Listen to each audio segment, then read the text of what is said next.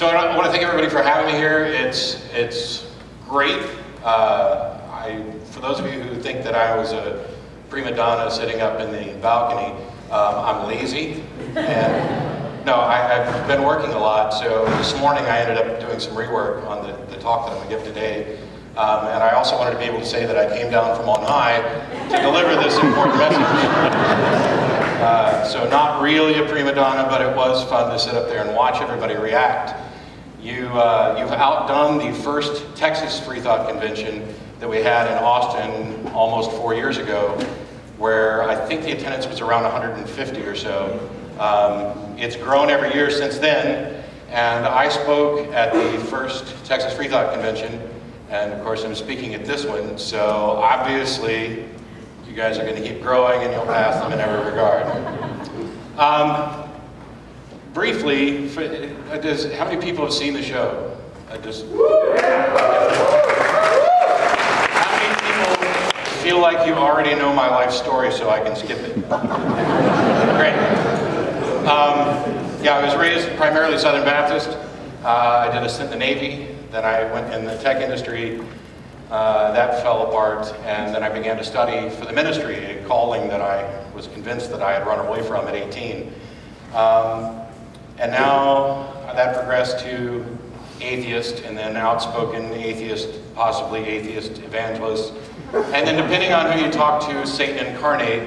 And my favorite, it used to be my favorite nickname that a Baptist minister gave me, is Apostate Decadence, the Arch Atheist of Austin. But I have a new favorite nickname.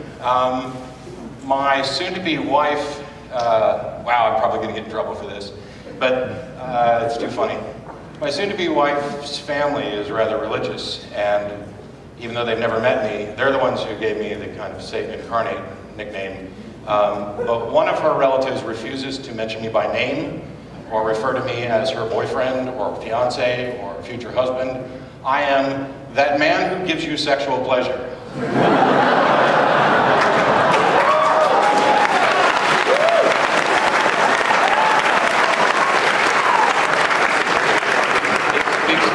It speaks volumes about Christians' obsession with sex and how they view it as a sin. And so if that's the worst thing, I told her I'm going to get it done on a t-shirt and wear it to the wedding, but I'm not sure how that's happening. So there was quite a bit of discussion about what I should talk about today, and originally we had agreed on debating religion and having arguments with theists. Let's be honest, primarily Christians. We do live in the United States, and this is Oklahoma. I don't see too many Muslims out there banging on the doors to come debate us. But a lot of things happened. I'm still going to talk about that, so I don't want anybody to think I've decided to switch everything up at the last minute. I went to Oakland recently for a rapture that has since been delayed. And I talked about the need for a secular cable network because we have the Science Network and Discovery and History, which really is as inaccurately named as True TV. But what we don't have is a network dedicated to secularism. In a world with 4 shows about pawn shops, one of which is the #1 show, and I like it, and people think I look like Rick. So,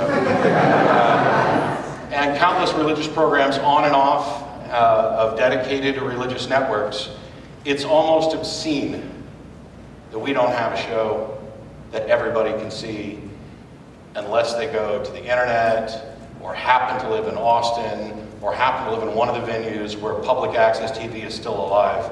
We're potentially going to lose our public access station in September. We're not certain yet. And everybody keeps asking me, what's going to happen to the show? What's going to happen to the show? We bought a building, and if we lose the public access studio, the show will continue streaming live over the internet. We just won't be on cable anymore. We'll go back to the 90-minute format. We will be taking Skype calls to save people money, and it'll be almost as good as it has been for the last year or so. To get to that point where we can have a secular network, a proper secular network, we have to change minds, and that means several different things. We have to change the minds of some theists with respect to their opinions about who atheists are, who agnostics, freethinkers, secular. I'm going to use atheist as a shortcut. Anybody who's watched the show can figure out why, but I'm not intentionally trying to exclude anybody based on their label. But we have to change the mind of non-believers who don't identify with a particular label, who don't identify with a particular group. And we have to change the minds of atheists who don't see any value in addressing church-state separation issues or debating the existence of God or the truth of religious claims. And so today let's focus a little bit on the last subject of actually clicking on the right slide. That's all right. Of actually debating with religious people. This is one of my favorite paintings of all time, a triptych from Boss on hell. I've been fortunate enough to be in a rather unusual situation for the past 6 years or so, and really over the past decade.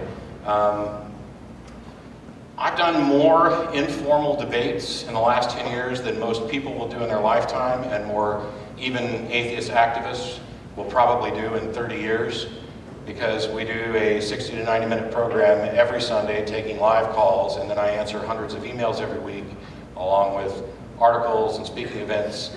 And it never stops.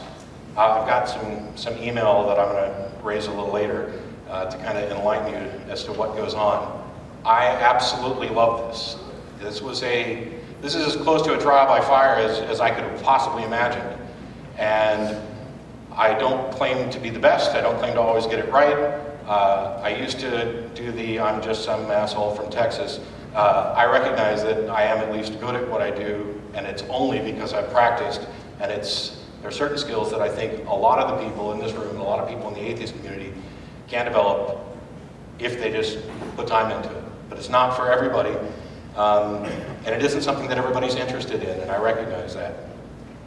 So the first of the tips that I can kind of pass on, by the way, if you're looking for Matt's all-in-one, bulletproof, here's your script to use to turn any Christian into a raving atheist, that doesn't exist, and it will never exist. But the first tip is, of course, study.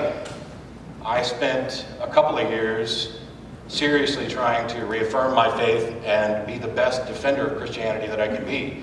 Boy, that's a good way to make an atheist. It really is.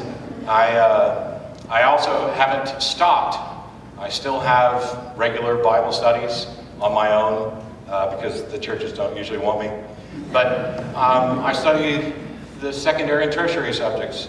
I spend a lot of time reading subjects related to philosophy, logical arguments, syllogisms, things that bore most people. I'm a bit of a philosophical masochist, I guess. But you may not be the right person for the task at hand when it comes to engaging in debates. And that's okay. Because I was tempted to just get up here on stage today and for a joke say, there is no God, you guys are awesome, thanks. and it's true that there probably is no God, and that you guys are awesome, and that you need to just be comfortable with who you are. And this is, I was asked to talk about the debating thing because it's something that people have interest in, even if they're not actually doing it.